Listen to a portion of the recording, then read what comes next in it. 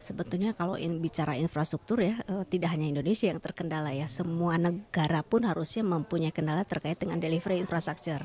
Hanya memang di kita lebih komplikasi karena yang tadi given situationnya bahwa geografi situasinya begini, kemudian populasinya juga yang demikian banyak, kemudian lokasi juga yang sangat terpisah ya karena kita negara kepulauan, itu memberikan challenge tersendiri buat Indonesia gitu.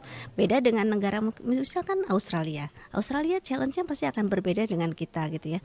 Meskipun luasannya lebih besar tapi dia bersatu lokasinya, dan itu tidak ada isu connectivity seperti itu. Jadi isu yang kita hadapi adalah sangat kompleks, di samping memang given situation lokasi geografiknya juga itu, tapi di sisi lain juga memang benefiting kita dengan segala resource-nya, dengan segala potensinya, karena kan bibir pantai makin panjang artinya potensi port juga makin bagus kan untuk kita develop.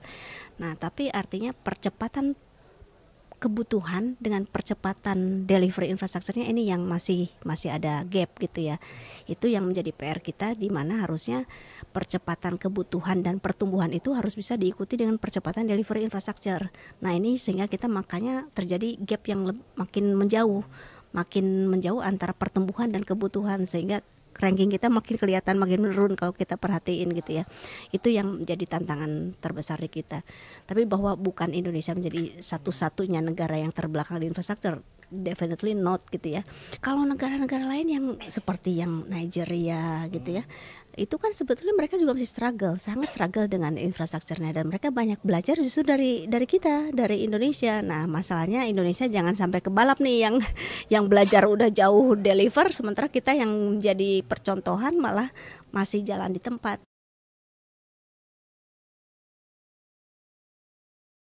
Saya rasa pengambilan kebijakan di sisi pemerintah harus solid dan komit ya, itu dulu.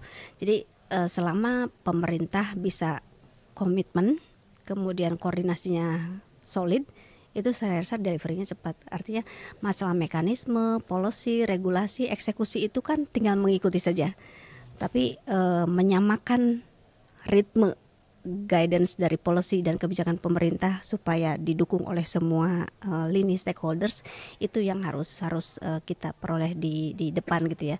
Karena apa? Karena misalkan pemerintah menentukan A, tapi yang eksekusinya tidak mendukung terhadap kebijakan A, ini kan jadi susah. Di lapangan ini sangat lambat sekali progresnya gitu. Nah ini yang harus ada line of command yang jelas, sehingga kebijakan itu serta-merta bisa diikuti dan diimplementasikan oleh seluruh lini di stakeholders eksekusinya ya. Justru undang-undang yang baru ini sebetulnya aimingnya adalah memberikan percepatan terhadap proses akuisisi lahan ya, percepatan dan ketepatan waktu. Artinya dari sisi investor punya kepastian dari sisi timing, berapa lama tanah itu akan di-provide oleh government, sama di berapa cost-nya. Nah itu yang undang-undang baru ini yang menjaminkan itu. Artinya harapannya dengan adanya undang-undang baru dan perpres turunannya, itu kita bisa membuat land acquisition itu bisa tepat waktu. Seingat saya itu kalau normal prosesnya tidak ada appeal dari masyarakat, 1 tahun itu land harus sudah acquire. Manakala suatu lahan sudah ditentukan oleh pemerintah untuk menjadi sarana infrastruktur publik gitu ya. Misalkan untuk jalan tol, untuk railway, untuk yang sarana infrastruktur publik. Nah, manakala ada appeal itu mereka bisa berproses di pengadilan dan konsinyasi dan sampai maksimal less than 2 years.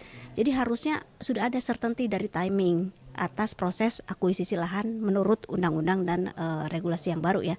Hanya memang ini belum well tested, tadi yang saya sampaikan bahwa secara undang-undang regulasi sudah ada yang baru, tapi ini masih questionable apakah ini eksekusinya betul-betul bisa lebih efektif atau tidak, karena belum ada satupun yang project ya yang mengacu ke undang-undang regulasi baru ini gitu.